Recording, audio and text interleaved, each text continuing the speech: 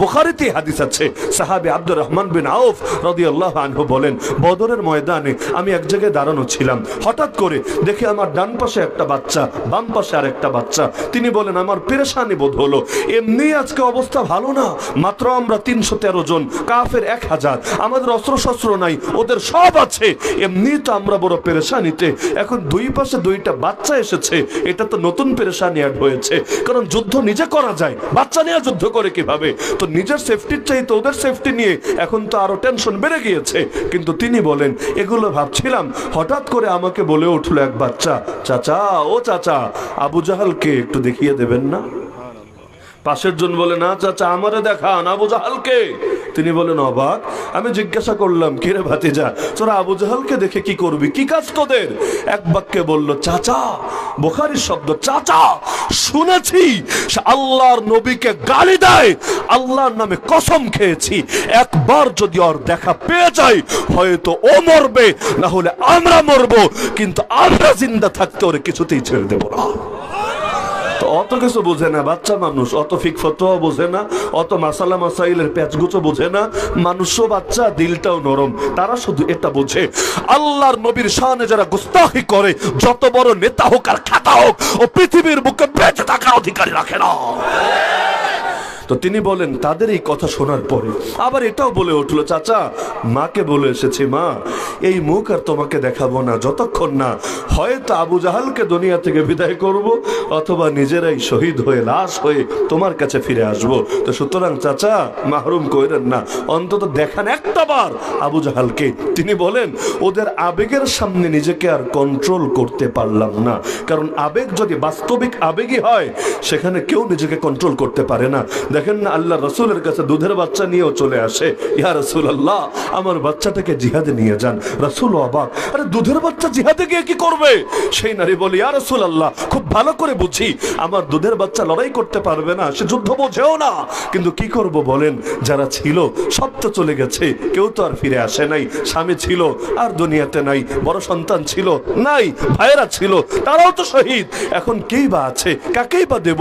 কিন্তু মন তো মানে না, আর আমি নারী, আমি চাইলেও আমাকে যুদ্ধে নেবেন না, সুতরাং যা ছিল তাই এনে হাজির করলাম আপনার সামনে, আমাকে মাহরুম করবেন না, ফিরিয়ে দেবেন না। ইয়া রাসূলুল্লাহ, বুঝি বাচ্চাটা যুদ্ধ করতে পারবে না, কিন্তু এটা তো পারবে, আপনার কোন সাহাবীর হাতে আমার বাচ্চাটাকে দিয়ে রাখবেন, জালেম যখন আপনার বুক লক্ষ্য করে তীর মারবে, বর্ষা মারবে, আর সেই সাহাবী আপনার বুকের সামনে আমার বাচ্চাটাকে ঢাল হিসাবে তুলে ধরবে, সেই জালেমের তীর এসে, বর্ষা এসে আমার বাচ্চার বুকটাকে ফুরফুর করে দিয়ে যাবে, কিন্তু ইয়া রাসূলুল্লাহ, ইয়া নবী আল্লাহ, আপনার বুকটা তো হেফাজতে থাকবে, আরে আমার বাচ্চার বিনিময়ে আপনার জীবন তো বেঁচে যাবে। কিয়ামতের দিন আল্লাহকে তো গর্ব করে বলতে পারবো, আল্লাহ, আমি শহীদের মা, আমার দুধের বাচ্চাও জান দিয়েছে তোমার নবীর হেফাজতের জন্য। তো এই আবেগটা এমন আবেগ যে আবেগের সামনে পাহাড় পর্যন্ত নিজেকে স্থির রাখতে পারবে না, দুনিয়ার মানুষ তো দূরের কথা। তিনি বলেন যে আব্দুর রহমান বিন আউফ, যে তারা যখন একথা বললো, আবেগ আর ধরে রাখতে পারলাম না, আঙ্গুল দিয়ে ইশারা দিলাম, ওই যে ঘোড়ার উপর যে সওয়ার দেখতে পাচ্ছ, ওই ঘোড়সওয়ারের নাম অশ্বারোহীর নামে আবু জাহাল, সেই আজকের যুদ্ধের সেনাপতি, সেই কুরাইশের সর্দার। মুসলমান কিছু জায়গায় আপোষ করতে রাজি হয় না, অনেক জায়গায় এমন আছে যেখানে চাইলে আপোষও করা যায়, চাইলে বিরক্তও দেখানো যায়, কিন্তু কিছু মাসালা এমন যেখানে কোনো আপোষ চলে না। তার মধ্যে সবার শীর্ষে হলো এই মাসালা, আল্লাহ নবীর শানে যারা বেয়াদবি করে, মুসলমান তাদেরকে কিছুতেই ছেড়ে দেয় না। উপস্থিত আমার প্রিয় চেয়ারম্যান সাহেব, যার বাসায় আল্লাহ তাআলা আমাকে মেহমান হওয়ার তৌফিক দিয়েছিলেন, উপস্থিত আমার শ্রোতা ওয়াজিবুল ইহতিরাম হযরত উলামায়ে কেরাম, বিভিন্ন শিক্ষা প্রতিষ্ঠানে অধ্যয়নরত প্রিয় তালিবানে ইলম, স্থানীয় এবং দূরদূরান্ত থেকে আগত দিন দরদি কোরআন প্রেমী প্রিয় তাওহীদি জনতা এবং পর্দার আড়ালে থাকা মা বোনেরা, বৃষ্টির বাধাকে উপেক্ষা করে কোরআনের মহব্বতে আপনারা যারা এখনো ধৈর্য ধরে বসে আছেন, রব্বুল আলামিনের কাছে একটাই দোয়া করি, আল্লাহ তাআলা দুনিয়ার এই কষ্টের বদৌলতে জাহান্নামের কষ্টকে চিরতরে মাফ করে দিন। আল্লাহ তাআলা এখানে উপস্থিত আমাদের সকলের নামগুলো জান্নাতুল ফেরদাউসের লিস্টে লিখে দিন। তো যে আয়াত আমি খুতবার মধ্যে পাঠ করেছি, রব্বুল আলামিন এই আয়াতের মধ্যে তার প্রিয় মুমিন বান্দাদের 6টা গুণ সম্পর্কে আলোচনা করেছেন। তো আবহাওয়ার অবস্থা এখনো খুব ভালো না, আকাশ থেকেও ডাক শোনা যাচ্ছে, যে কোনো সময় আবার নতুন করে বৃষ্টি চলে আসতে পারে। তো মৌলিকভাবে এই আয়াতটাকে সামনে রেখে এই 6টা গুণ সম্পর্কে আলোচনা করব, যাতে করে রব্বুল আলামিন আমাকে আপনাদের সবাইকে তার প্রিয় বান্দাদের অন্তর্ভুক্ত হয়ে বাঁচার এবং তার প্রিয় বান্দাদের অন্তর্ভুক্ত হয়ে দুনিয়া থেকে যাওয়ার তৌফিক দান করেন। রব্বুল আলামিন বলেন, ইয়া আইয়ুহাল্লাযীনা আমানু, হে ঈমানদাররা, তোমাদেরকে বলছি শোনো, মাইয়ারতাদ্দা মিনকুম আন দীনি, তোমাদের মধ্যে যারাই দিন থেকে সরে যাবে, ইসলাম থেকে মুরতাদ হয়ে যাবে, ধর্ম ত্যাগ করে অন্য কোন আদর্শে প্রবেশ করবে, ফাসাউফা ইয়াতিল্লাহু বিকওম, আরে তারা যাতে এটা না ভাবে যে তাদের চলে যাওয়ার দ্বারাই ইসলাম দমে যাবে, ইসলাম থেমে যাবে, ইসলামের শক্তি নিঃশেষ হয়ে যাবে, আল্লাহর দ্বীন পৃথিবীর বুকে পরাভূত হবে, পরাজিত হবে। কারণ আল্লাহর দ্বীন কখনো কোনো ব্যক্তির মুখাপেক্ষী না অতীতে ছিল, না আজ আছে, না কোনোদিন হবে। দ্বীন নাজিল করেছেন যিনি, দ্বীন হেফাজত করবেন তিনি। আরে মানুষ তো মাত্র ওসিলা, আল্লাহ তাআলা ইচ্ছা করতে দেরি, সেটা বাস্তবায়িত হতে দেরি হয় না। কোন একটা মানুষও যদি আল্লাহর দ্বীনের পক্ষে সৈনিক না হয়, তবু আল্লাহর দ্বীনের বিজয় যাত্রা কেউ রুখে দিতে পারে না। নমরুদ নামক জালেমকে আল্লাহ শায়েস্তা করতে চেয়েছিলেন। কাকে দিয়ে শায়েস্তা করাবেন? বিশাল কোনো বাহিনী লাগে নাই, রব্বুল আলামিন এক ল্যাংড়া মশা দিয়ে তার অহংকারকে মাটির সাথে মিশিয়ে দিয়েছিলেন। ফেরাউন, আরে ফেরাউন নিজেকে এতটাই বড় ভাবতে শুরু করেছিল, আনা রব্বুকুমুল আলা, আমি তোদের সব রবের বড় রব, এই ঘোষণা দিয়ে নিজের বড়ত্ব, নিজের অধ্যত্ব, নিজের অহমিকা, নিজের অহংবোধ প্রকাশ করেছিল। সে ভেবেছে কে তার লাগাম টানবে, কে পৃথিবীর বুকে তাকে দমিয়ে দেবে, আর পরকালে যা হওয়ার হবে। লেকিন দুনিয়ার বুকে যতদিন বেঁচে থাকবে গুন্ডামি আর মাস্তানি সেই করবে। কিন্তু পাগল জানে না সব বড়রও বড় আছে। আরে তুমি যত বড় বাদশাহ হও না কেন, যত বড় বিচারক হও না কেন, আরে তোমার উপর বাদশাহী করার আর তোমার বিচার করার মতো দুনিয়াতে কেউ না থাকলেও একজন আছে।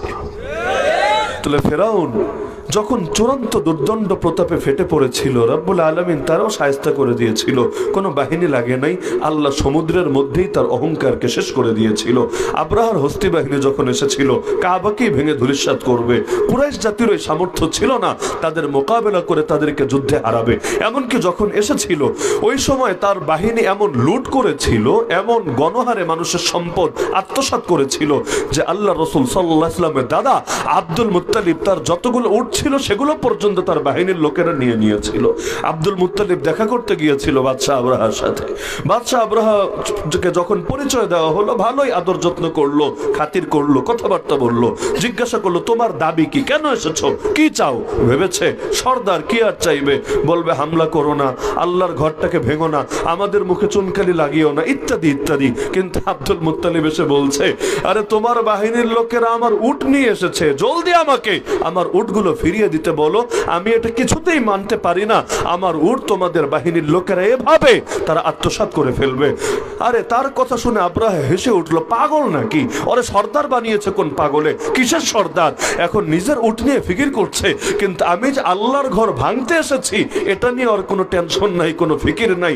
অনুরোধ করলে, রিকোয়েস্ট করলে ওটা নিয়ে করবে, আরে ওটা যদি বাঁচে বিনিময়ে উট যায় তো যাবে, কিন্তু এই পাগল উট নিয়ে চিন্তিত, কিন্তু কাবা নিয়ে চিন্তিত না, বাইতুল্লাহ নিয়ে চিন্তিত না, মসজিদে হারাম নিয়ে চিন্তিত না। এ আবার কেমন সর্দার, এ আবার কেমন নেতা? অবাক হয়ে গেল। তার মুখের উপর আব্দুল মুত্তালিব তাকে অবাক করে বলল, আরে পাগল, আনা রাব্বুল ইবিল ওয়ালিল বাইতি রাব্বুন ইয়াহমিহি ওয়া ইয়ামনাউ, আরে আমি উটের মালিক, তাই উট চাইতে এসেছি। তুই ভাবিস না এই ঘরের কোনো মালিক নাই, এই ঘর মালিক ছাড়া। আর যেমনি ভাবে আমি উটের মালিক তাই উট নিয়ে চিন্তিত, এই ঘরেরও একজন মালিক আছে, তিনি রক্ষা করবে তার ঘরকে। তিনি যদি রক্ষা করেন, তোর মতো হাজার বাহিনীও পারবে না সেই ঘরের কোনো ক্ষতি করতে। পারেও নাই। যেখানে গিয়ে মানুষের চিন্তার শেষ, সেখানে তো আল্লাহর কুদরতের শুরু। আল্লাহ আস্ত সূরা নাজিল করে দিলেন সে ব্যাপারে, আলাম তারা কাইফা ফাআলা রাব্বুকা বিআসহাবিল ফিল আলাম ইয়াজআল কাইদাহুম ফি তাদলিল ওয়া আরসালা আলাইহিম তায়রান আবাবিল। আল্লাহ ঝাঁকে ঝাঁকে পাখি পাঠিয়ে, অনেকে বলে আবাবিল পাখি, আবাবিল কোনো পাখির নাম না, চড়ুই পাখি, দোয়েল পাখি, ময়না পাখি, টিয়া পাখি, এগুলো ঠিক আছে। আবাবিল পাখি আবার কোন হালুয়া, এটা আবার কোন জিনিস, কোন দেশে পাওয়া যায়? আবাবিল কোনো পাখির নাম না। আবাবিল অর্থ হলো ঝাঁকে ঝাঁকে। ঝাঁকে ঝাঁকে বুঝেন? একটা দুইটা না, 10টা 20টা না, আসতে শুরু করেছে তো ঝাঁকে ঝাঁকে ঝাঁকে ঝাঁকে আসছে আর আসছে আর আসছে। তাফসীরের কিতাবে আছে প্রতিটা পাখি 3টা করে কঙ্কর নিয়ে এসেছে, বড় পাথর না। পাখি আবার বড় পাথর উঠাবে কিভাবে? জাস্ট 3টা করে কঙ্কর। পাখির তো ওই দুটো পা, হাত তো আর আলাদা করে নাই, এখন তার মধ্যে দুটো আর মুখে তার ঠোঁটের আগায় একটা, এই মোট 3টা করে নিয়ে এসেছে আর ছুটতে শুরু করেছে। লেকিন সেই পাথরগুলোর মধ্যে নাম লেখা ছিল, যার যেটাতে নাম লেখা ছিল সেটাই তার মৃত্যুর কারণ হয়ে গিয়েছে। এমনকি সবাই মরে নাই, কেউ কেউ অন্ধ হয়েছে, ল্যাংড়া হয়েছে। আম্মা জান আয়েশা রাদিয়াল্লাহু আনহা হাদিস আছে, আব্দুল্লাহ বিন আব্বাস রাদিয়াল্লাহু আনহু হাদিস আছে। আম্মা জান আয়েশা বলেন, আমি আমার নিজের জীবনে দেখেছি, তার বয়স তো অনেক কম। আল্লাহ নবী যখন তারা বিয়ে করেছেন ওই সময় মাত্র 6 বছর, যখন সংসার শুরু করেন মাত্র 9 বছর।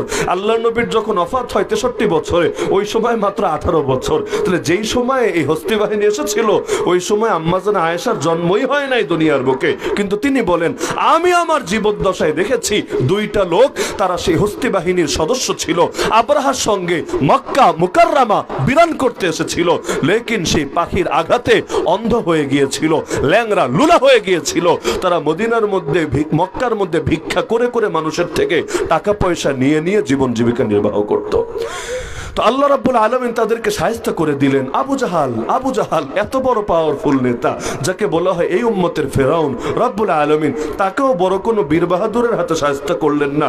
ছোট ছোট দুটো বাচ্চা, যাদের একজনের নাম মুআজ আর একজনের নাম মুআওয়াজ, এই ছোট 2 বাচ্চাই তাকে গিয়ে শায়েস্তা করে দিল। তাও কেন ছোট 2 বাচ্চা শায়েস্তা করলো বদরের ময়দানে? ইতিহাস পড়লে বড় অবাক লাগে। বুখারীতে হাদিস আছে, সাহাবী আব্দুর রহমান বিন আউফ রাদিয়াল্লাহু আনহু বলেন, বদরের ময়দানে আমি এক জায়গায় দাঁড়ানো ছিলাম, হঠাৎ করে দেখি আমার ডান পাশে একটা বাচ্চা, বাম পাশে আর একটা বাচ্চা। তিনি বলেন, আমার পেরেশানি বোধ হলো। এমনি আজকে অবস্থা ভালো না, মাত্র আমরা 313 জন, কাফের 1000, আমাদের অস্ত্রশস্ত্র নাই, ওদের সব আছে, এমনি তো আমরা বড় পেরেশানিতে। এখন 2 পাশে 2টা বাচ্চা এসেছে, এটা তো নতুন পেরেশানি অ্যাড হয়েছে। কারণ যুদ্ধ নিজে করা যায়, বাচ্চা নিয়ে যুদ্ধ করে কিভাবে? তো নিজের সেফটির চাইতে ওদের সেফটি নিয়ে এখন তো আরো টেনশন বেড়ে গিয়েছে। কিন্তু তিনি বলেন, এগুলো ভাবছিলাম, হঠাৎ করে আমাকে বলে উঠলো এক বাচ্চা, চাচা ও চাচা, আবু জাহালকে একটু দেখিয়ে দেবেন না? পাশের জন বলে, না চাচা, আমারে দেখান আবু জাহালকে। তিনি বলেন, অবাক। আমি জিজ্ঞাসা করলাম, কে রে ভাতিজা, তোরা আবু জাহালকে দেখে কি করবি, কি কাজ তোদের? এক বাক্যে বলল, চাচা, বুখারীর শব্দ, চাচা, শুনেছি সে আল্লাহর নবীকে গালি দেয়, আল্লাহর নামে কসম খেয়েছি, একবার যদি ওর দেখা পেয়ে যাই হয়তো ও মরবে, না হলে আমরা মরবো, কিন্তু আমরা জিন্দা থাকতে ওরে কিছুতেই ছেড়ে দেব না। অত কিছু বোঝে না বাচ্চা মানুষ, অত ফিক ফতোয়া বোঝে না, অত মাসালা মাসাইলের প্যাচগুচো বোঝে না। মানুষও বাচ্চা, দিলটাও নরম, তারা শুধু এটা বোঝে, আল্লাহর নবীর শানে যারা গুস্তাখি করে, যত বড় নেতা হোক আর খাতা হোক, ও পৃথিবীর বুকে বেঁচে থাকার অধিকারী রাখে না। তো তিনি বলেন, তাদের এই কথা শোনার পরে আবার এটাও বলে উঠলো, চাচা, মাকে বলে এসেছি, মা, এই মুখ আর তোমাকে দেখাবো না যতক্ষণ না হয়তো আবু জাহালকে দুনিয়া থেকে বিদায় করব, অথবা নিজেরাই শহীদ হয়ে লাশ হয়ে তোমার কাছে ফিরে আসব। তো সুতরাং চাচা, মাহরুম কইরেন না, অন্তত দেখান একটাবার আবু জাহালকে। তিনি বলেন, ওদের আবেগের সামনে নিজেকে আর কন্ট্রোল করতে পারলাম না। কারণ আবেগ যদি বাস্তবিক আবেগই হয়, সেখানে কেউ নিজেকে কন্ট্রোল করতে পারে না। দেখেন না, আল্লাহ রসুলের কাছে দুধের বাচ্চা নিয়েও চলে আসে, ইয়া রাসূলুল্লাহ, আমার বাচ্চাটাকে জিহাদে নিয়ে যান। রাসূল অবাক, আরে দুধের বাচ্চা জিহাদে গিয়ে কি করবে? সেই নারী বলে, ইয়া রাসূলুল্লাহ, খুব ভালো করে বুঝি, আমার দুধের বাচ্চা লড়াই করতে পারবে না, সে যুদ্ধ বোঝেও না, কিন্তু কি করব বলেন? যারা ছিল সব তো চলে গেছে, কেউ তো আর ফিরে আসে নাই। স্বামী ছিল আর দুনিয়াতে নাই, বড় সন্তান ছিল নাই, ভাইয়েরা ছিল, তারাও তো শহীদ। এখন কেই বা আছে, কাকেই বা দেব? কিন্তু মন তো মানে না। আর আমি নারী, আমি চাইলেও আমাকে যুদ্ধে নেবেন না। সুতরাং যা ছিল তাই এনে হাজির করলাম আপনার সামনে, আমাকে মাহরুম করবেন না, ফিরিয়ে দেবেন না। ইয়া রাসূলুল্লাহ, বুঝি বাচ্চাটা যুদ্ধ করতে পারবে না, কিন্তু এটা তো পারবে, আপনার কোন সাহাবীর হাতে আমার বাচ্চাটাকে দিয়ে রাখবেন।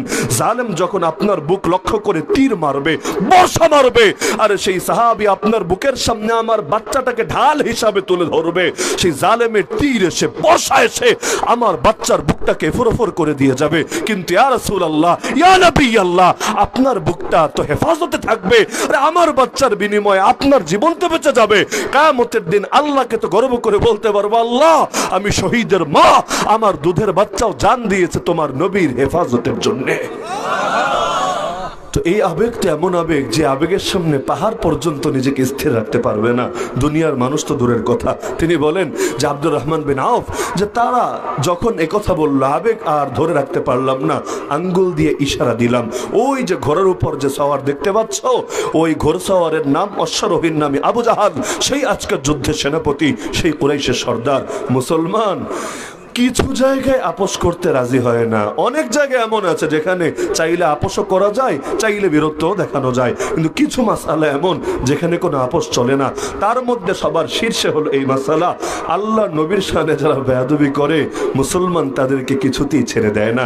দেখেন না এখন ইন্ডিয়ার অবস্থা, আগুন লেগে গেছে যেন, মানে পুরো মনে হচ্ছে যে ইন্ডিয়া যে কোন পরিস্থিতির দিকে যাবে। আজ যে ঘটনাটা ঘটছে যে আল্লাহ নবীর শানে বেয়াদবি করেছে, মুসলমান তাকে তার না বুঝিয়ে দিয়ে কিভাবে থাকবে।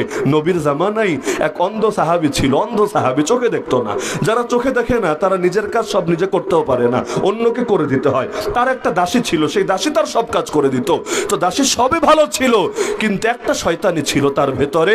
আল্লাহ তাকে কাব্য প্রতিভা দিয়েছিলেন, কবিতার যোগ্যতা দিয়েছিলেন, কিন্তু এই যোগ্যতা ভালো কাজে না লাগিয়ে মন্দ কাজে লাগালো। কবিতা লিখে লিখে নবীর শানে বেয়াদবি করতে শুরু করলো। সে অন্ধ সাহাবী সাবধান করে দিলেন, খবরদার, নবীর সামনে যদি তুই বেয়াদবি করিস আমি তোকে কিছুতেই ছেড়ে দেব না। দাসী ভেবেছে কি আর করবে, চোখেই তো দেখে না বেটা, অন্ধ বেটা, কি করবে আমারে, আর সর্বোচ্চ বকাঝকা করবে, তাতে কি, গায়ে হাত তুলবে, তাতে কি। কিন্তু কবিতা লিখে লিখে যদি মক্কার মুশরিকদের নেক নজর পাওয়া যায়, যে সুযোগ সুবিধা ফ্যাসিলিটিস দুনিয়াতে পাওয়া যাবে, তাতে বন্ধ কি। ওই নাস্তিক বেঈমানরা অনেক সময় নবীরা গালি দেয় কেন, যাতে করে ওদের দুনিয়ার খোদাদের নেক নজর পায়। ওরা যাতে পশ্চিমা বিশ্বে গ্রিন কার্ড দিয়ে দেয়, সিটিজেনশিপ দিয়ে দেয়, আরে বাংলাদেশে থেকে কি করবে, একবার ওখানে যেতে পারলে জিন্দেগি কামিয়াব হবে, তো এত সহজে যাবে কিভাবে। তো নবীরা গালি দেয়, মুসলমান যখন খেপে যায় তাকে উল্টো হুমকি ধমকি দেয়, তখন এম্বাসিতে গিয়ে দেখায়, দেখেন আমার প্রাণ নিরাপদ না, আমি অ্যাসাইলাম চাই, আমি আপনাদের দেশের নাগরিকত্ব চাই, আমি বাক স্বাধীনতা, গণতান্ত্রিক অধিকার, মৌলিক অধিকার, মানবাধিকার নিয়ে বাঁচতে চাই। ওরাও চিন্তা করে, যাক আমাদের একটা ছেলে, বড় শয়তানরা চিন্তা করে ও তো আমাদের ছোট শয়তানের দলের অন্তর্ভুক্তই বটে, ঠিক আছে চল রে বাবা, তো আমাদের দেশে যা, তোর নিরাপত্তা দেবো, এরপর ইচ্ছা মতো গালিগালাজ কর, মুসলমানদের খেপা, আল্লাহর দ্বীনের উপর আঘাত কর। এভাবে দেখবেন অধিকাংশ নাস্তিক বেঈমানি নিরাপত্তা পেয়ে যায়। আরে আলেম ওলামার জানের উপরও যদি হুমকি আসে, মালের উপরও যদি হুমকি আসে, ইজ্জতের উপরও যদি হুমকি আসে, দেখবেন তাদের দায়িত্ব নিতে কেউ রাজি হয় না, তাদেরকে কেউ অ্যাসাইলামও দিতে চায় না, আরে তাদেরকে কেউ অফারও দেয় না, আসো আমরা তোমাদের পাশে দাঁড়াচ্ছি। কিন্তু নাস্তিক বেঈমানদের দুনিয়ায় জায়গার অভাব পড়ে না, এজন্য আলেম ওলামারা তারা কারাগারের ভয়েও পালায় না, লুকিয়ে থাকে না, আত্মগোপনেও যাওয়া লাগে না, বিড়াল মতো কারাগারে ঢোকে, মাথা উঁচু করে কারাগার থেকে বের হয়ে আসে। এমনকি সবাই তো আর বেরো হতে পারে না, কাউকে স্লো পয়জন দিয়ে হত্যা করে, লেকিন তারা জানে জেল থেকে যদি লাশ হয়েও বের হয়, আল্লাহ রাব্বুল আলামিন মানুষের দিলের মধ্যে এমন মহব্বত ঢেলে দেবে, আরে তাদের আপন তো আপন, তাদের দুশ্মনরাও তাদের নাম শুনলে আবেগে চোখের পানি ফেলতে থাকবে। তো সেই দাসী নবীর সামনে গালিগালাজ করতে লাগলো, একবার দুবার না করলো কাজ হয় না। একদিন চিন্তা করলেন তোরে আর জমিনে বাঁচিয়ে রাখবো না, কিন্তু অন্ধ তো পারবে কিভাবে, এখন মারতে গেলে যদি আবার ভুল জায়গায় লাগে উল্টো তাকে মেরে ফেলে। এজন্য একদিন দাসী যখন ঘুমের ভেতরে আস্তে করে ছুরি নিয়ে তার বালিশের পাশে গিয়ে কাজ যা করার করে ফেললো। সকালে নিজে এসে হাজির নবীজির দরবারে, নবীর কাছে সাহাবীরা বিচার উঠালো, ইয়া রাসূলুল্লাহ মদিনায় একটা দাসী খুন হয়েছে, এই খুনিকে খুঁজে বের করতে হবে। আল্লাহ নবী বললেন আচ্ছা তাই নাকি, তাহলে অবশ্যই হত্যাকাণ্ডের বিচার করতে হবে, একে আইনের আওতায় আনতে হবে। অন্ধ সাহাবী দাঁড়িয়ে বলে, ইয়া রাসূলুল্লাহ অন্য কেউ তারে মারে নাই, সে আমারই দাসী ছিল, আমি নিজেই তাকে মেরেছি, এখন বিনিময়ে আপনি যদি আমাকে মৃত্যুদণ্ড দেন আলহামদুলিল্লাহ, আমি স্বেচ্ছায় সেই মৃত্যুদণ্ড বরণ করে নিতে রাজি আছি, কারণ কোন ব্যক্তি স্বার্থের কারণে তারে মারি নাই, সে আপনারে গালি দিয়েছিল, আপনার ইজ্জতকে নষ্ট করেছিল, তো যে আপনার ইজ্জতে আঘাত হানে আমি তাকে সহ্য করব না, এর জন্য এক জান না হাজার জান যদি কোরবান লাগে তবুও দ্বিধা করব না। ইয়া রাসূলুল্লাহ আমার জান কোরবান হোক আপনার জন্য, আমার বাপ মা কোরবান হোক আপনার জন্য, আমাকে মৃত্যুদণ্ড দিলে হাসি মুখে আমি মরতে রাজি আছি আলহামদুলিল্লাহ। নবী বললেন সব যাচাই বাছাই শেষে, আরে তুমি যেহেতু সত্যই বলেছো চলে যাও, এটার জন্য তোমাকে কোনো শাস্তিকেই পেতে হবে না। এমনকি নবীর জামানায় এক ভণ্ড নবী বের হয়েছিল, একজন না, পরপর দুইজন বের হয়েছিল। প্রথম যেটা বের হয়েছে এটার নাম আসওয়াদ। আসওয়াদ আপনারা তারা সহজে চেনেন আসওয়াদ আনাসি নামে। আর এরপর আরেকটা বের হয়েছিল, তার নাম হলো মুসাইলিমা কাযযাব। অনেক বাঙালি বলে মুসাইলামা, এটা ভুল উচ্চারণ, মুসাইলামা না, মুসাইলিমা, মুসাইলিমা কাযযাব আর আসওয়াদ আনাসি। তো এই আসওয়াদ আনাসি নিজেরা নবী বলে দাবি করেছিল, এমনকি বাহিনী একটা বানিয়ে গ্রামের পর গ্রাম, এলাকার পর এলাকাও দখল করতে শুরু করে দিয়েছিল। এমনকি উল্টা আল্লাহর নবীর বিরুদ্ধে মিশনে নামার চক্রান্ত পর্যন্ত শুরু করেছিল। নবী তার এক সাহাবী যার নাম ফাইরুজ, বাংলায় বলে ফিরুজ, সেই ফাইরুজ রাদিয়াল্লাহু আনহুকে একটা চিঠি পাঠালেন, ফাইরুজ তোমার এলাকায় দেখে আমার বিরুদ্ধে এখন অ্যাকশন শুরু হয়ে গিয়েছে, নতুন নবীর আবির্ভাব হয়েছে, দেখো কি করা যায়। তিনি নবীর ইশারা পেয়ে বুঝে ফেললেন যে আল্লাহ নবী তাকে কি ইঙ্গিত দিয়েছেন। তিনি খুঁজতে লাগলেন কিভাবে জালেমকে শায়েস্তা করা যায়, কিন্তু সবসময় প্রোটোকলের ভেতর থাকে, নিরাপত্তার ভেতর থাকে, শায়েস্তা করবেন কিভাবে। পরবর্তীতে খোঁজ নিয়ে জানলেন তার আপন চাচাতো বোনকে জোর করে এই ভণ্ড নবী নিজের রক্ষিতা নিজের বউ বানিয়ে নিয়েছে। মানে তার স্বামীকে হত্যা করেছে প্রথমে, করার পর জোর করে তাকে বিয়ে করে নিয়েছে।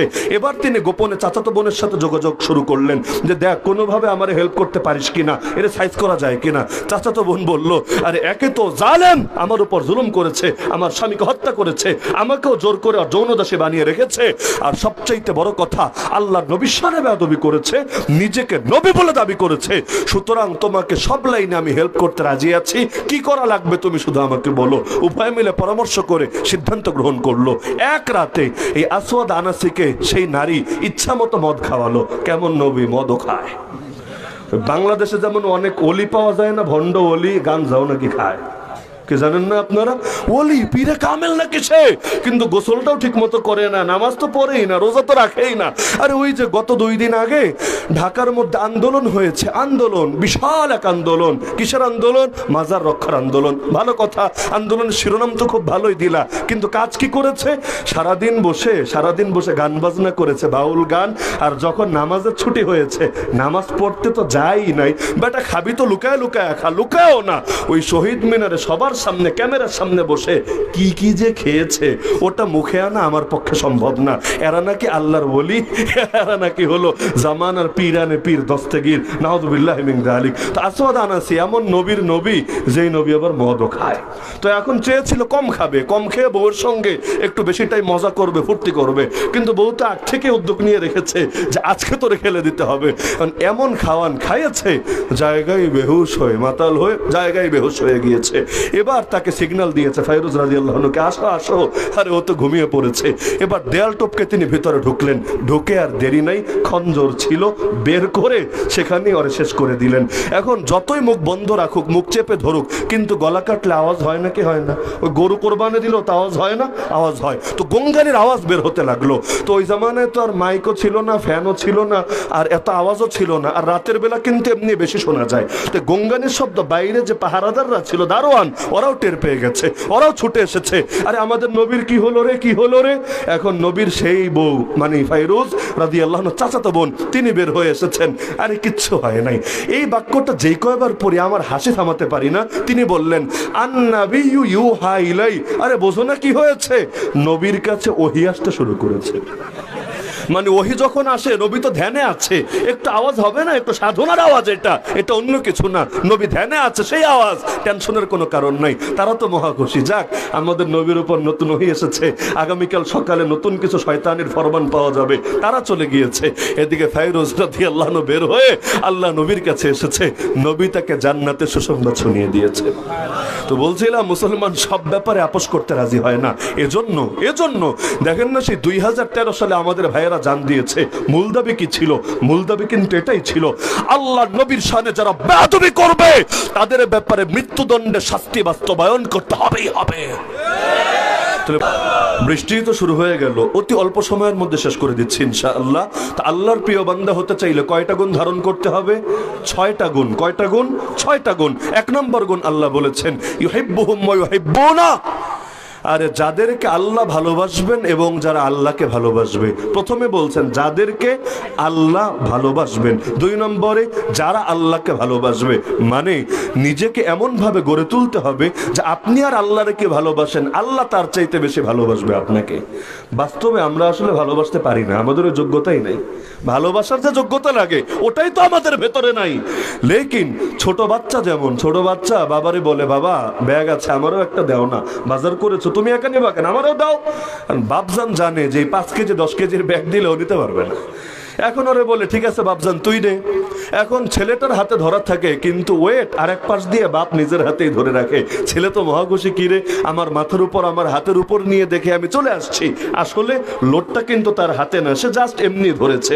বাসায় ফ্রিজ নিয়ে যান, বাসায় এসি ফিট করতে যান, দেখবেন বাচ্চারও একটু হাত লাগায়। হাত লাগায় মানে সে ভর নিচ্ছে তা না, সে এতেই খুশি যে আমার একটু হাত লেগেছে। তা আমরা আল্লাহরে কি ভালোবাসবো, ওই যোগ্যতাই তো আমাদের নাই। নবীরে কি ভালোবাসবো, ওই যোগ্যতাই তো আমাদের নাই। আর ওই যোগ্যতা আবু বকরের ছিল, ওমরের ছিল, ওসমানের ছিল রাদিয়াল্লাহু আনহুম আজমাইন, আলীর ছিল, ফাতেমার ছিল, হাসানের ছিল, হুসাইন ছিল রাদিয়াল্লাহু আনহুম আজমাইন, নবীর সাহাবীদের ছিল। আমরা তো তাদের পায়ের ধুলার সমান হতে পারি নাই। তো ভালোবাসতে যে যোগ্যতা লাগে ওই যোগ্যতা আমাদের নাই। কিন্তু আল্লাহ যখন দেখে আরে বান্দাটা আমার খুব কাছে আসতে চাচ্ছে, আরে আমার সাথে কি একটু কানাকানি করতে চাচ্ছে, মুনাজাত মানে কানাকানি, কানাকানি করতে চাচ্ছে, একটু ইবাদত করতে চাচ্ছে, তখন বান্দার কি ভালোবাসবে, আল্লাহই তাকে জড়িয়ে নেন ভালোবাসার বন্ধনে। তাহলে 1 নম্বর গুণ হলো নিজে কেমন ভাবে গড়ে তুলতে হবে যে আল্লাহ ভালোবাসবে আপনাকে। 2 নম্বর যোগ্যতা আপনিও ভালোবাসবেন আল্লাহকে, একটা আরেকটার পরিপূরক। 3 আর 4 নম্বর যোগ্যতা হলো আদিল্লাতিন আলাল মুমিনিন, মুমিনদের ব্যাপারে কঠোর হবে, আইজ্জাতিন আলাল কাফিরিন, মুমিনদের ব্যাপারে নরম হবে আর কাফিরদের ব্যাপারে কঠোর হবে। আমরা হয়ে গেছি উল্টা, আমরা হয়ে গেছি উল্টা, কাফেরের ব্যাপারে নরম, মুমিনের ব্যাপারে গরম। এমনকি বাসের চাইতে কঞ্চি গরম, চায়ের চাইতে কেটলি গরম, পীরের চাইতে মরিদ গরম, বক্তার চাইতে পিএস গরম, শিল্পীর চাইতে সঙ্গী গরম, ডাক্তারের চাইতে নার্স গরম, এসপির চাইতে দারোগা গরম। এমনকি কেন্দ্রীয় নেতার চাইতে এলাকার কঞ্চি কঞ্চি নেতা বেশি গরম। আরে কেন্দ্রীয় নেতা কবে বলেছে যে এলাকায় এলাকায় হুজুরদের মাহফিল বন্ধ কর, এলাকায় এলাকায় মাহফিলে গুন্ডামি কর? কবে বলে দিয়েছে? দেখবেন যে নেতা নেত্রীরা বিপদে পড়লে আর উল্টা হুজুরদের দ্বারস্থ হচ্ছে, হুজুর নিয়ন্ত্রণ করতে পারছি না, একটু দেখেন না কোনোভাবে কিছু করতে পারেন কিনা। এমনকি হেলিকপ্টার দিয়ে পালানোর কয়েকদিন আগেও এই কাজ ঠিকই করিয়েছে বড় বড় মন্ত্রীদের দিয়ে, হুজুরদেরকে বাসা থেকে উঠিয়ে নিয়ে গিয়েছে। মানে ফোন দিলে এমনি এমনি তো যাবে না, গাড়ি পাঠিয়ে দিয়েছে। এরপর সে গাড়িতে করে হুজুরদেরকে মন্ত্রী বাসায় এনেছে, একবার না একাধিকবার। হুজুর দেখেন পুলিশ দিয়েও হয় না, আর্মি দিয়েও হয় না, আর আমরা কাউয়ার মতো কাকা করলে তো কাজই হয় না। তা আমরা ফেল, আমরা ব্যর্থ, আমরা কোনোভাবে ঠেকাতে পারছি না। আরে আপনাদেরকে তো সবাই শোনে, সবাই মানে, দেখেন একটু আপনারা কিছু করতে পারেন কিনা। তো বিপদে পড়লে তখন ঠিকই হুজুরের কাছে দ্বারস্থ হয়। বাংলাদেশেও দেখেন না সারা জীবন যারা গালিগালাজ করে হুজুরদের, বিয়ে করতে গেলে আবার হুজুরই লাগে। এমনকি যদি মরে তখনও জানাজার জন্য হুজুরি ডাকা লাগে। মানে সারা জীবন হুজুরের বিরোধী, তো মরার পর হুজুরের সামনে একদম শটান হয়ে শুয়ে থাকা লাগে। তাহলে দেখা যাচ্ছে বিপদে পড়লে ঠিকই হুজুররা স্মরণ করে তার নেতা, আর সে কি হয়েছে না হয়েছে এলাকার মধ্যে বলে এই হুজুর আমাদের গ্রামে আসতে পারবে না। আরে গ্রাম কি তোর বাপের? আরে তোর গ্রামের মধ্যে নাস্তিক আসবে, তোর গ্রামের মধ্যে যাত্রাপালা হবে, তোর গ্রামের মধ্যে ওই বাউল শিল্পী আসবে, তোর গ্রামের মধ্যে বেদাতি আসবে, তোর গ্রামের মধ্যে মুশরিক থাকবে, তোর গ্রামের মধ্যে আল্লাহ নবীকে লোকে গালি পর্যন্ত দিবে, সব শয়তানি, সব ভণ্ডামি হবে। খালি অমুক হুজুর আসলে তোমার ল্যাঞ্জার ভেতরে আগুন ধরবে। কেন রে? সব হুজুরের পছন্দ, একজন দুজন নিয়ে এত চুলকানি কেন, অ্যালার্জি কেন? ও আচ্ছা, উচিত কথা বলে বলে তার মানে হুজুরের কথা তার কলিজাই লাগবে। আরে চুরি নিয়ে বললে চোরের তো লাগবেই, দুর্নীতি নিয়ে বললে দুর্নীতিবাজের তো লাগবেই, বেদাত নিয়ে বললে বেদাতির তো লাগবেই, শিরিক নিয়ে বললে মুশরিকের তো লাগবেই, নাস্তিকতা নিয়ে নাস্তিকের তো লাগবেই। এজন্য যারাই দেখবেন হুজুরের বিরুদ্ধে অবস্থান নিয়েছে, আল্লাহ নিজেই তাদেরকে জমিনের বুকে লাঞ্ছিত করেছে। কোন লোক?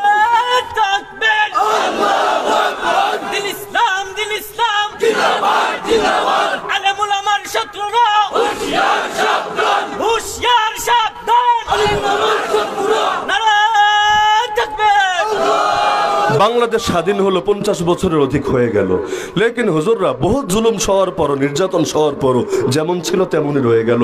অপর দিকে যেগুলো বেশি বেশি লাফাতো, এক একজনের কি পরিণতি হলো।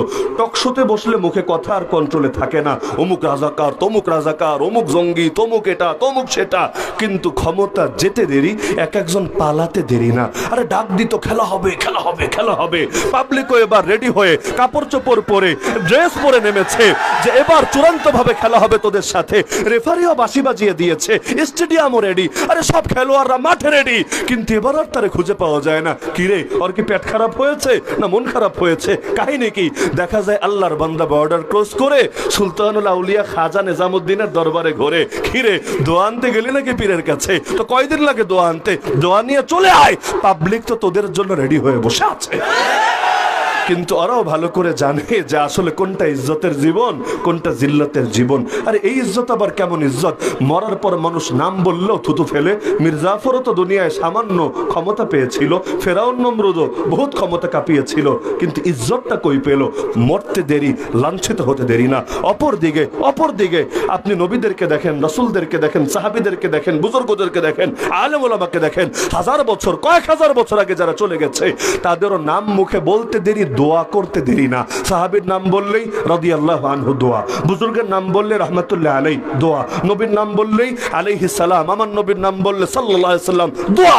আরে তোর জন্য তো টাকা দিলেও লোকে দোয়া করতে চায় না, আর বুজুর্গদের নাম বলতে দেরি, দোয়া করতে দেরি না। তো ইজ্জতের মালিক কে? ইজ্জতের মালিক কে? আল্লাহ। পয়সা থাকলে ইজ্জত হয় না, ক্ষমতায় থাকলে ইজ্জত হয় না। ক্ষমতায় থাকলে যদি ইজ্জত হতো, এখন এভাবে পালায় কেন? যার দাড়ি ছিল দাড়ি কেটে পালানোর চেষ্টা করে।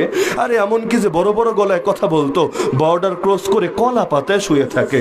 কলা পাতায় সিন্নি খেয়েছি আমরা, আপনারা হয়তো খেয়েছেন, মজাই লাগে, কিন্তু কলা পাতায় মানুষ শুয়ে থাকে আমি জিন্দেগিতে দেখি নাই।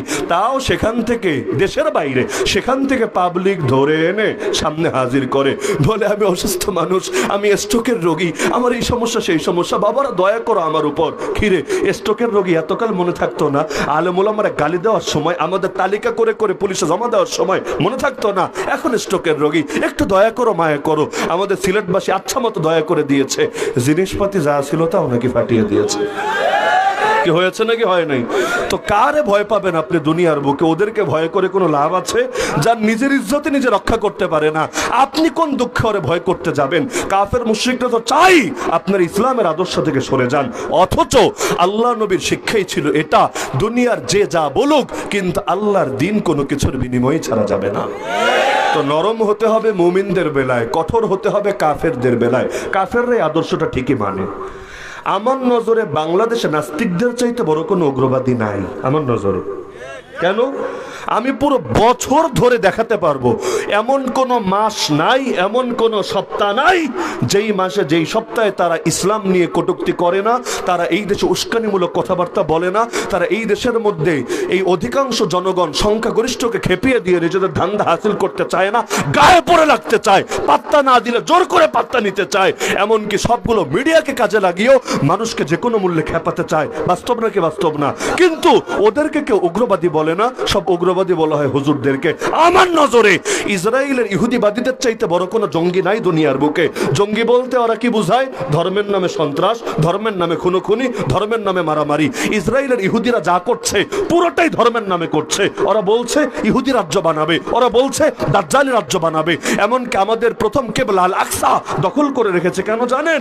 এজন্য না যে সেখানে বসে বসে জিলাপি খাবে, বরং এজন্য ঠিক ওই মসজিদটা ভেঙে ওই জায়গায় একটা মন্দির বানাবে, যেই মন্দিরের নামও রেখে দিয়েছে থার্ড টেম্পল বা সুলাইমানি টেম্পল, সুলাইমানি মন্দির নামে। এবং ওদের বিশ্বাস হলো ওই মন্দিরের সামনে সিংহাসন পেতে দাজ্জাল বসে সারা দুনিয়ায় ইহুদি রাজ্য প্রতিষ্ঠা করবে। এমনকি ওদের পতাকার মধ্যে জঙ্গিবাদী চেতনা আছে। ওদের পতাকার উপরে আর নিচে দেখবেন নীল দুইটা লম্বা লম্বা দাগ আছে। ইসরায়েলের পতাকা দেখেছেন? কোন দেশের পতাকা ফাও হয় না, পতাকা হয় ওই দেশের আদর্শের প্রতীক। যেমন মনে চেয়েছে আর দুইটা রং লাগিয়ে দিয়েছে, এটা ডেকোরেশনের ডিজাইন হতে পারে, এটা পতাকার ডিজাইন হয় না। পতাকার প্রতিটা রঙের, প্রতিটা সিম্বলের নিবিড় এবং গভীর অর্থ থাকে। বাংলাদেশের পতাকার রং কি? লাল আর সবুজ। লালের অর্থ নাই, সবুজের অর্থ নাই, পুরোটার অর্থ আছে। তো ইসরায়েলের পতাকা যারা দেখেছেন দেখেছেন, যারা দেখেন নাই আজকে বাসায় গিয়ে দেখবেন। দেখবেন উপরে আর নিচে দুইটা ব্লু নীল লম্বা দাগ দেওয়া আছে। কিসের জন্য দাগ দিয়েছে? মনে চেয়েছে দিয়েছে? না না, এটা পতাকা এভাবে হয় না। পতাকার প্রতিটা জিনিসের অর্থ থাকে। ওরা নিজেরাই ব্যাখ্যা করেছে যে উপরে আর নিচে এ দুটো হলো ওদের বর্ডার। ওদের কি? বর্ডার। বর্ডার কতটুকু? রাষ্ট্রই তো জারজ রাষ্ট্র, উড়ে এসে জুড়ে বসেছে, ফিলিস্তিনিদেরকে খেদিয়ে খেদিয়ে দখল করেছে। তো তোরা আবার বর্ডার কিসের? ওরা ব্যাখ্যা করেছে নবী ইয়াকুব আলাইহিস সালাম, নাম শুনেছেন? ইউসুফ নবীর বাবা। নবী ইয়াকুব আলাইহিস সালাম যেই এলাকায় থাকতেন, অর্থাৎ ফিলিস্তিনের কেনান, সেই কেনান থেকে নিয়ে আমিরুল মুমিনিন দ্বিতীয় খলিফা ওমর ইবনুল খাত্তাব রাদিয়াল্লাহু আনহু সর্বশেষ ওদেরকে যেখান থেকে উচ্ছেদ করেছেন, অর্থাৎ খায়বার, এই কেনান থেকে নিয়ে খায়বার পর্যন্ত, ফুরাত নদী থেকে নিয়ে নীল নদ পর্যন্ত, এই পুরোটা ওদের এরিয়া। কেন? এই পুরোটাই ওদের পূর্বপুরুষরা ছিল, এটাখানে ওদের আদিবাস, ওরাই হলো এ জায়গার আদিবাসী। আর মাঝখানে দেখবেন 6 কোণা বিশিষ্ট একটা তারকা। তারকা বুঝেন? স্টার, স্টার, তারা। ওই 6 কোণা বিশিষ্ট একটা তারার চিহ্ন দেওয়া। কেন 6 কোণা বিশিষ্ট তারা আবার কি? এটার নাম ওরা দিয়েছে ডেভিড স্টার। ডেভিড স্টার, দাউদ সেতারা। আমার এই কোনো বাক্য নিয়ে যদি সন্দেহ জাগে যে হুজুর এটা আপনার নিজস্ব ব্যাখ্যা কিনা, এই ব্যাখ্যাকে আদৌ ওরা দিয়েছে কিনা, আমাকে যে কোনো সময় চ্যালেঞ্জ করতে পারেন। এই ব্যাখ্যা মেড বাই আলী হাসান না, এই ব্যাখ্যা হলো ওদের নিজেদের করা ব্যাখ্যা। একটু সার্চ করলে নিজেরাও পেয়ে যাবেন। মাঝখানে তারকার নাম ডেভিড স্টার, ইংলিশে বলে, উর্দুতে বলে দাউদি সেতারা। দাউদি সেতারা। তো দাউদি সেতারা মানে কি? ওদের বিশ্বাস হলো সুলাইমান নবী যে রাজত্ব করতেন, কেমন রাজত্ব? সারা দুনিয়া ব্যাপী রাজত্ব। যে রাজত্ব মানুষের উপরও চলে, জিনের উপরও চলে, পশু পাখির উপরও চলে, এমনকি বাতাসের উপরও চলে। জিনরে দিয়ে আকসা পর্যন্ত সংস্কার করায়। ওই বিশাল রাজত্বের সিম্বল ছিল, প্রতীক ছিল এই ডেভিড স্টার বা 6 কোণা বিশিষ্ট তারকা। তার বাবার নামের দিকে নিসবত করে তিনি এটাকে বলতেন দাউদি সেতারা। ওদের ব্যাখ্যা। তো এটা কেন দিয়েছে? ওরা বলতে চায় যেভাবে নবী সুলাইমান দুনিয়া ব্যাপী অখণ্ড রাজত্ব করেছেন, শীঘ্রই ইহুদিরাও সারা দুনিয়া ব্যাপী অখণ্ড রাজত্ব করবে। ওরা দুনিয়ার মানুষকে 2 ভাগে ভাগ করে, ইহুদি আর অ-ইহুদি। মানে ইহুদি না যারা, ওদের মত ইহুদি যারা, তারা আল্লাহর বেটা।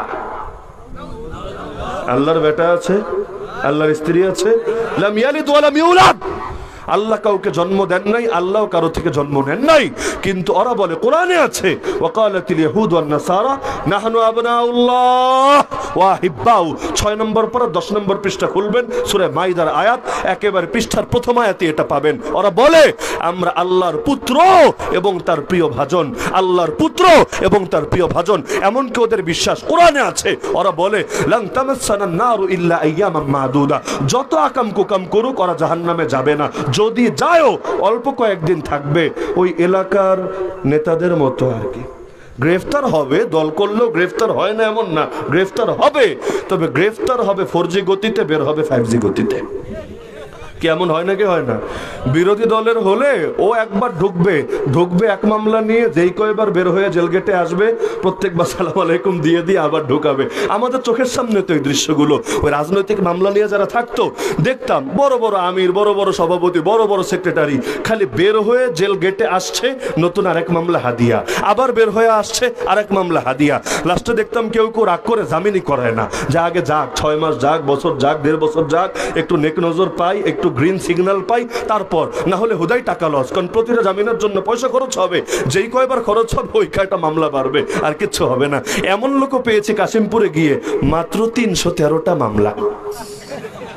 মাত্র 313। আরে এক মামলা খেলেই তো জীবন তেজপাতা। আর 313 মামলা যদি ওর হাজিরাও দেওয়া লাগে, আর কিচ্ছু না, ওর জেলও খাটানো, যদি গেলে হাজিরাও দেওয়া লাগে। বছরে দিন কয়টা?